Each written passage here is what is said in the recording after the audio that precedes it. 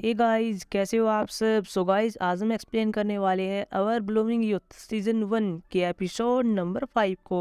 अगर आपने अभी तक पिछले एपिसोड नहीं देखे हैं तो प्लेलिस्ट का लिंक आपको डिस्क्रिप्शन में मिल जाएगा। एपिसोड की शुरुआत में हम म्यूजिन और गारम को देखते हैं जो कि पोस्टर को देख रहे थे और ये पोस्टर तीसरी हत्या को लेकर थे।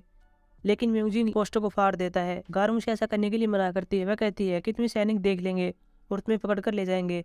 लेकिन म्यूजिन का इस पर कोई फर्क नहीं पड़ रहा था। इसके बाद ये दोनों ऐसे चले जाते हैं। अगले सीन में देखते हैं जहाँ पर जय म्यूजिन की जगह जिसे मैरी योडांग कहा जाता है वहाँ पर बाहर खड़ी हुई है।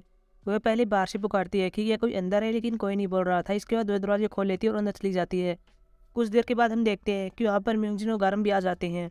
यहाँ पर जय कहती है कि मैं घर के बाहर थी और मैंने पुकारा था, लेकिन अंदर से कोई नहीं बोल रहा था, इसलिए मैं अंदर आ गई। यहाँ पर जय गारम के हाथ में पोस्टर देख लेती है जो कि म्यूजिन ने फाड़ा था और कह रही है कि यह तो तीसरी हत्या का पोस्टर है। यहाँ पर म्यूजिन बता रहा है कि मैं सिर्फ जय से मिलना चाहता हूँ, उसके साथ इन सभी केसों पर काम करना चाहता हूँ और इन्हें उसके साथ सुलझाना चाहता हूँ। लेकिन यहाँ पर गारम बता रही है कि वह तो मर चुकी है, तो मुझे कैसे मिल सकते हो। लेकिन यहाँ पर म्यूजिन कह रहा है कि मुझे विश्वास है वह अभी नहीं मरी है। बाद में जय बता रही है कि मैंने हांसियों से सुना था कि चौथी हत्या होने वाली है और उसी वजह से मैं आपके पास यहाँ पर आई हूँ और मुझे भी ये लगता है कि यह हत्या होने वाली है। जय कहती है कि मैं डेड बॉडी को फिर से देखना होगा, उसके ऊपर कोई लेटर लिखा गया है जहाँ तक मुझे लगता है। और यहाँ म्यूजिन भी जय की बात से सहमत होता है और अभी यहाँ पर कब्र को खोदने की बात कर रहे थे। अब हम आगे देखते हैं जहाँ पर जय अब ली वान के पास आ जाती है और उसे कह रही थी कि मैंने म्यूजिन को सब कुछ बता दिया है और अभी हमारी मदद करने वाले हैं, वे मेरा इंतजार कर रहे हैं, मुझे जाना होगा। यहाँ पर जय लीवान से कहती है कि क्या आप म्यूजिन से मिले थे। लीवान कहता है कि मैं उससे नहीं मिला हूँ, मैंने सिर्फ उसके बारे में अफवाहें सुनी है। साथ में वह जय से कहता है कि मैं तुम्हारे साथ एक व्यक्ति को भी भेजता हूँ। जय कहती है कि वह कौन है, लेकिन यहाँ पर लीवान नहीं बताता।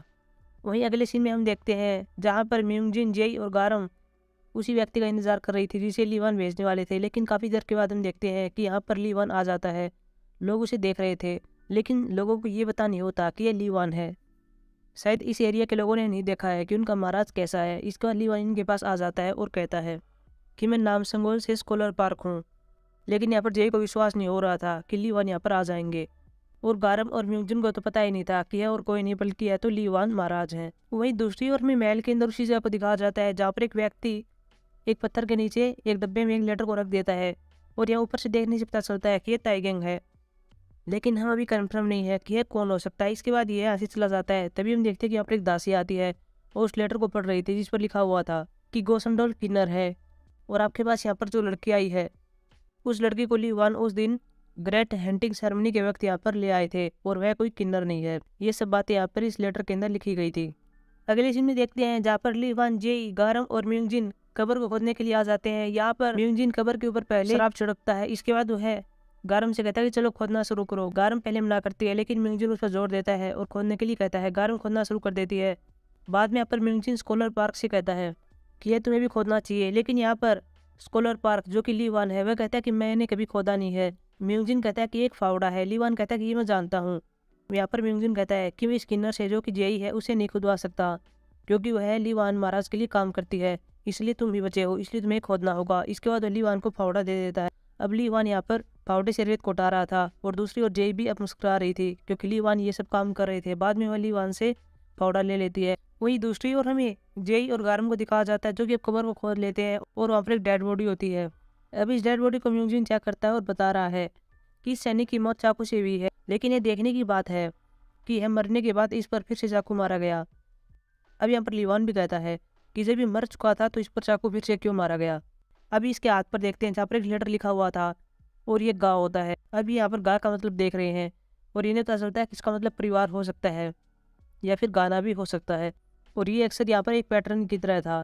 इसके बाद ये यहाँ पर बहुत ज़्यादा थक जाते हैं, साथ में इन्हें भूख भी लगी हुई थी, इसलिए ये सभी वहाँ पर एक छोटे से रेस्टोरेंट के अंदर आ जाते हैं जहाँ पर ये सभी बाहर खाना खा रहे थे। पहले तो यहाँ पर लीवान कहता है कि मैं ये खाना नहीं खा सकता।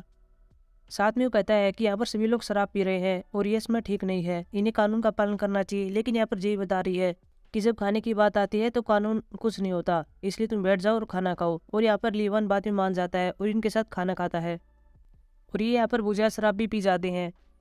तभी हम अगले सीन में देखते हैं जहाँ पर जय और लीवान अब दोनों साथ में जा रहे थे। अब यहाँ पर जय लीवान से बातें कर रही थी, तभी से वहाँ पर सैनिक दिखाई देते हैं जो कि गश्त लगा रहे थे। इसके बाद वो लीवान को पकड़कर दूसरी जगह पर आ जाती है और वहाँ पर छिप जाती है। यहाँ पर लीवान कहता है कि तुम ये सब क्या कर रही हो। जय बता रही है कि यहाँ पर सैनिक गश्त लगा रहे हैं और अब यहाँ पर आने वाले हैं, इसके बाद हम देखते भी हैं कि ये दोनों छुपे हुए हैं और सैनिक यहाँ पर गश्त लगा रहे थे, लेकिन सैनिक इन्हें नहीं देख पाते। अभी दोनों छिपे हुए हैं और एक दूसरे की ओर देख रहे हैं, जहाँ पर जय कहती है कि मेरा दिल तेजी से धड़क रहा है, क्या तुम्हारे साथ भी ऐसा हो रहा है? यहाँ पर ली वन मना कर रहा है। वह कहता है कि मेरे साथ ऐसा क्यों होगा? अब यही कहती है कि जब मैं बुझा डर जाती हूँ तो मेरे साथ ऐसा होता है, मेरा दिल तेजी से धड़कने लगता है और मुझे ये अच्छा भी लगता है। तभी हम देखते हैं कि वहाँ पर एक बिल्ली आ जाती है और एक छोटे से कटोरे को नीचे गिर देती है। सैनिक देखते हैं कि पीछे क्या चीज़ गिरी है। इसके बाद वो चेक करने के लिए आते हैं, लेकिन तभी हम देखते हैं कि जय और ली वन वहाँ से भाग जाते हैं। वही दूसरी ओर म्यूजिन को दिखाया जाता है, जिसने बुझा शराब पी ली है और वो नीचे पड़ा हुआ है। गार मुझे कह रही है कि चलो उठो और अपने घर पर चले जाओ, लेकिन यहाँ पर म्यूजिन बुझा नशे में था। इसके बाद गारो वहीं पर घर होता है, वहाँ पर एक आदमी को बुलाती है और कहती है कि ये म्यूजिन है, प्लीज इसकी मदद कीजिए। इसके बाद वह आदमी म्यूजिन को अपनी पीठ पर बैठा लेता है और उसे घर पर ले जा रहा था। तभी हम देखते हैं कि यहाँ पर उसके पिता, जो कि प्राइम मिनिस्टर है, जिनका नाम एनजिक है, वह इन्हें देख लेता है और कहता है कि ये सब क्या चल रहा है, इसने इतनी ज्यादा शराब क्यों पी है। वह यहाँ पर गारम से पूछता है कि तुम कौन हो। गारम बता रही है कि मैं म्यूजिन के साथ काम करती हूँ। इसके बाद ये म्यूजिन को अंदर ले आते हैं और वहाँ पर सुला देते हैं। हमें जय और लीवान को दिखाया जाता है, जो कि अब दोनों साथ में जा रहे थे। यहाँ पर जय लीवान से पूछती है कि आप हानसिंग पर विश्वास क्यों नहीं करते, वह आपके साथ वफादार है, लेकिन आप ये बात क्यों नहीं मानते हैं। अब यहाँ पर जय कहती है कि मुझे पता है कि यह सब बुद्ध के लेटर के कारण हुआ है, क्योंकि उसके अंदर लिखा हुआ था कि तुम्हारा सबसे अच्छा दोस्त तुम्हारी पीठ में छुरा घोपेगा। लीवान कुछ नहीं बोलता। अब यहाँ पर लीवान कहता है कि यह सब मेरी गलती है, अगर मैं उस सैनिक को शादी के तोहफों के साथ हमारे घर पर नहीं बेचता तो वह जीवित होता। जय भी कह रही थी कि यह सब तुम्हारी गलती नहीं है। इस वजह देखते हैं कि वहाँ पर कुछ लाइटें चस रही थी। लीवान कहता है कि हानसिंग शायद अभी भी यहीं पर है, वो अपने घर पर नहीं गया है। इसके बाद ये हानसिंग एक कमरे के बाहर आ जाते हैं। अब यहाँ पर लीवान जय से कहता है कि जाओ अंदर जाओ और हानसिंग से बात करो। जय मना कर देती है, वह कहती है कि मैं नहीं जा रही, आप चले जाओ। इसके बाद लीवान मना करता है, लेकिन जय बाद में उसके जूते निकाल देती है और उसे धक्का देकर कमरे के अंदर भेज देती है, जहाँ पर हानसिंग बैठा हुआ था। अभी दोनों अंदर बातें कर रहे थे और बाहर जय इनकी बातें सुन रही थी। लीवान कह रहा था कि जो हत्या होने वाली है उसी के बारे में यहाँ पर हूँ। अब यहाँ पर हानसिंग लीवान को वही कछुआ दिखाता है जो कि ओमन सिंह ने बेच दिया था। अब यहाँ पर लीवान इस कछुए को देखकर कहता है कि यह तो कंपास है और यह तुम्हारे पिता का जाता मुझे लगता है। यहाँ पर हानसिंग कहता है कि मेरे पिता का नहीं है, यह किसी और का है। लीवान कह रहा था कि उस दिन तुमने मुझसे कहा था कि मुझे कोई भी सुराग नहीं मिला है, तुमने उस दिन मुझसे झूठ क्यों बोला। हानसिंग कहता है कि मैं एक बेटा होने के नाते अपने पिता के पास गया था और उनसे पूछा था कि क्या यह आपका है। लीवान यहाँ पर इस बात से नाराज होता है। हानसिंग कहता है कि तुम एक महाराज हो, लेकिन महाराज होने से पहले मैं तुम्हारा दोस्त हूँ। लीवान कह रहा है कि जब मैंने इन सब के बारे में शपथ ली थी तभी मैंने इस दोस्ती को छोड़ दिया था। तभी हम देखते हैं कि बाहर को शोर सुनाई देता है और तभी यहाँ पर ये दोनों बाहर आते हैं, जहाँ पर दो सैनिकों ने जय को पकड़ा हुआ है और लीवान उन्हें ऐसा करने के लिए मना करता है। बाद में सैनिक जय से दूर हट जाते हैं।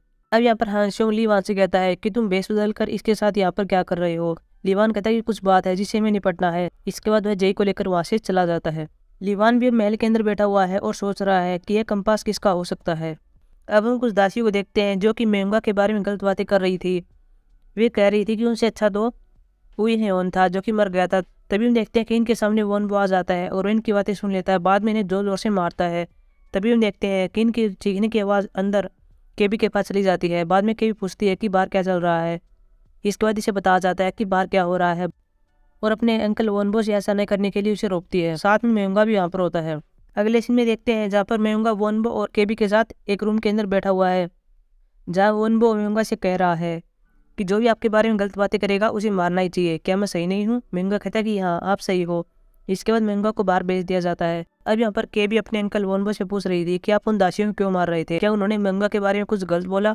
वोनबो इस बात को टाल देता है और कह रहा था कि जितने भी महाराज बने हैं वे किसी न किसी बीमारी से मर रहे हैं और यह ठीक भी है, और साथ में यहाँ पर लीवान भी मरने वाला है और बाद में यहाँ पर मेंगा महाराज बन जाएगा। वोनबो का यहाँ पर एक ही सपना है कि वह किसी तरह मेंगा को महाराज बना दे। केबी भी अब अपने अंकल से कहती है कि ये सब बातें आप क्यों कर रही हैं। वही जय भी अपने रूम में होती है और हत्या के इस पैटर्न को सुलझाने की कोशिश कर रही थी। काफ़ी टाइम के बाद वह इस हत्या के पैटर्न को सुलझा लेती है। अब उसे पता चल चुका था कि अगली हत्या एक ऐसे लड़के की होने वाली है जिसका अभी जन्म नहीं हुआ है, यानी कि वह लड़का बहुत जल्दी इस दुनिया में आने वाला है। इसके बाद वो भागती हुई लीवान के पास आ रही थी। वह इस प्लेस में आ जाती है, लेकिन उसे अंदर नहीं जाने दिया जाता। यहाँ पर जय बता रही है कि अब बहुत जरूरी है, मैंने पैटर्न सुलझा लिया है, प्लीज आप लीवान को बुलाइए। लेकिन यहाँ पर उसे बताया जाता है कि वह भी सो रहे हैं। जय कहती है कि जब वे जाग जाएं तो उन्हें बता देना कि मैंने पैटर्न को सोल्व कर लिया है। इसके बाद हम देखते हैं कि हांगशियोल गैप्सू के साथ था और जय भागकर उसके पास आ रही थी और कहती है कि मैंने पैटर्न को सुलझा लिया है, और अब वह हांगशियोल को पैटर्न के बारे में सब कुछ बता देती है। बाद में यहाँ पर हांगशियोल अपने सैनिकों से कहता है कि गाँव के अंदर जाओ और पता करो कि वहाँ पर कौन महिला है जो कि प्रेग्नेंट है। बाद में सैनिक ऐसे ही करते हैं। अब यहाँ से हांगशुन भी जाने वाला था। जय कहती कि मैं आपके साथ चलूंगी, लेकिन पहले हांगशुन मना कर देता है। जय यहाँ पर हांगशुन पर जोर डालती है और हांगशुन कहता है ठीक है। इसके बाद ये दोनों घोड़े पर चले जाते हैं। वहीं दूसरी ओर भी सैनिक ढूंढ रहे थे कि यहाँ पर कौन महिला है जो कि प्रेग्नेंट है। उन्हें एक महिला मिल जाती है। बाद में उसी घर के बाहर गश्त लगाते हैं। वहीं दूसरी ओर हांगशुन और जय भी एक जगह पर आ जाते हैं। और अब यहाँ पर जय कह रही है कि मुझे लगता है कि यहाँ पर कोई महिला है जो कि प्रेग्नेंट है। बाद में यहाँ पर अंदर से एक लड़की की चिल्लाने की आवाज आती है जो कि प्रेग्नेंट थी और उसने एक बच्चे को जन्म दिया है जो कि लड़का होता है। तभी हम देखते हैं कि यहाँ पर एक मास्क पहना हुआ एक लड़का आ जाता है। हमें लगता है कि ये लड़का है, लेकिन बाद में हमें पता चलेगा कि ये लड़की है। अब यहाँ पर यह लड़की जिसने मास्क पहना हुआ है वो उस लड़के को जिसने अभी जन्म लिया है उसको मारने वाली होती है। लेकिन तभी यहाँ पर जय आ जाती है और उसे लड़ने लगती है। हांगशुन भी अब उसे लड़ता है। काफी टाइम तक ये दोनों उस लड़की से लड़ते हैं। एक टाइम ऐसा आता है जहाँ हांगशुन इस लड़की का मास्क उतार देता है और यहाँ पर हांगशुन को देखकर पता चलता है कि वह इस लड़की को जानता है। बाद में यह लड़की एक मटके को उठाती है और वह जय किसी के ऊपर मार देती है। जय इसे बेहोश हो जाती है। अब यहाँ पर हांगशुन इस लड़की को किसी तरह काबू में कर लेता है। दूसरी ओर हम देखते हैं जहाँ पर ली वान और ताइगेंग दोनों घोड़े पर आ रहे थे। अभी दोनों यहाँ पर आ जाते हैं जहाँ पर ली वान देखता है कि जय नीचे पड़ी हुई है। बाद में वो जय के पास जाता है और उसे अपने घुटनों पर बैठा लेता है और जय से कह रहा था कि क्या तुम मुझे सुन सकती हो।